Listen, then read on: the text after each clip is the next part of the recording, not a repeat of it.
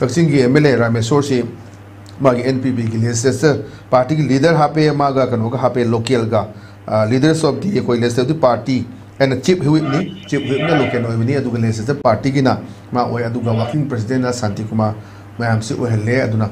NPP की हजी लेरिबा issue सिदा मरुइना कोरोना समान उरिबा मियेंग अदुगा हजी माने थमैबा मणिपुर की स्टेट यूनिट की अदुगा प्रेसिडेंट सिंदुरैबा फोजे हान NPF ता तौदना कोई MP ओइरमबनी मदु NPF तकी तोला काना माना मदुगी NPF से कनान उसी मैम लोना खंगना वाफम ने अदुगी तोला कांदा हजी NPP संगा कांदा NPP की मु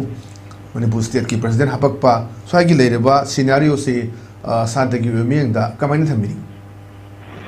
ओमसे असेंग बइदि को ओजा अखोई अहन जोय कुमार हाय तारे को सीनियर पॉलिटिशियन अमदी IPS मागना मियांग की मांगदा थोगा माना गांगी पोतो मोगी पार्टी मेथड है मोई मनुंगा ना सोल्व तो उधर ने सिदैदा कोई उसी लेबा पोजीशन सिदा कम्युनिटी वर्सेस कम्युनिटी हम चावना लेर का सिदा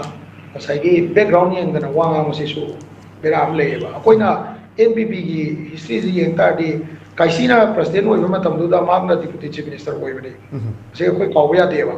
कोइना गांगो पोथे रिएक्शन लोइ लाकनेबा को काइसिना लेगिद्रबसिने ने माना प्रेसिडेंट ओइबदा डिप्यूटी चीफ मिनिस्टर ओइबा ऑनरेबल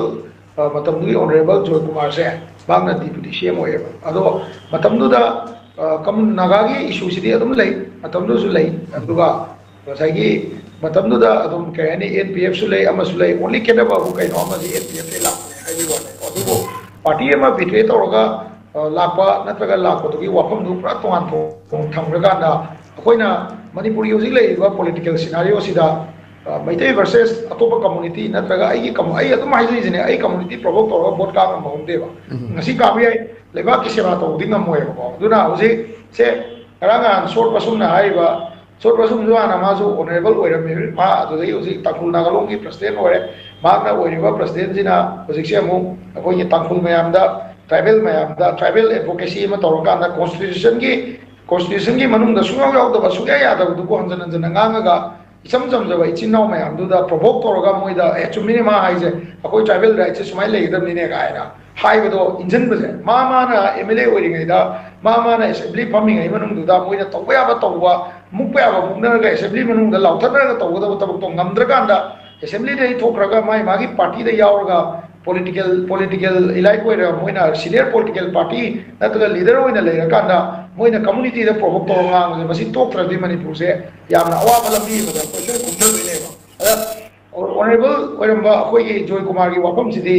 माक्सुम मुन्ना खनबम संगे काइसिना प्रेसिडेंट ओइकांदा मा डिप्यूटी CM ओइ अदु मतमदा मा करिगी प्रोटेस्ट तौदे अदु मतमदा NPP की एजेंडा दुदा NSNIM की वाफम जे लई नत्रगा लैते हाइबे लैब्रा अदुगी मथक्तसु मसीगी पोचे ट्राइबल प्रेसिडेंट पीथोपन है वाफम वाई से हाइबने कोई पार्टी की मैटर ने बसे को पार्टी की इंटरनल मैटर नहीं पार्टी की इंटरनल मैटर होबनिना हयेंग NPP की अदई नॉर्थ ईस्ट की रीजनल पार्टी मैम की नॉर्थ ईस्ट की रीजनल पावर की फोर्स तो येंगाकांदा मसे पार्टी की मनुंगा सोल्यूशन तौबा हाइनिंगे हाइदनासु थकेता हाइबसे मियामदा असोमदसु मी कम्युनिटी दो प्रोवोक तौबा कोई सोमना कनसु वाखन लाना चलन बसे मसी तौबिदबना फैयेना इस्माइन थमजगे को अदुगा पार्टी की इंटरनल मैटर से एवरी पार्टी की पार्टी मनुंग सॉल्व तौबियु मियामदा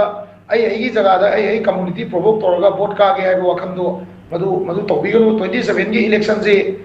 मधु की कंडीशन लाकदोइने आई कम्युनिटी प्रोवोक तौर वोट कानी है वखल लोन लाकदोइने अदुना मुन्न मुन्न खल्लगा लीडर सिंगना वांगांग मतमदा मुन्न मुन्न खल्लगा हाइबी वखोई मयाम से हंजिंग बो फॉलो तौरगा चतरिबा गादने अदुना अदुमाइना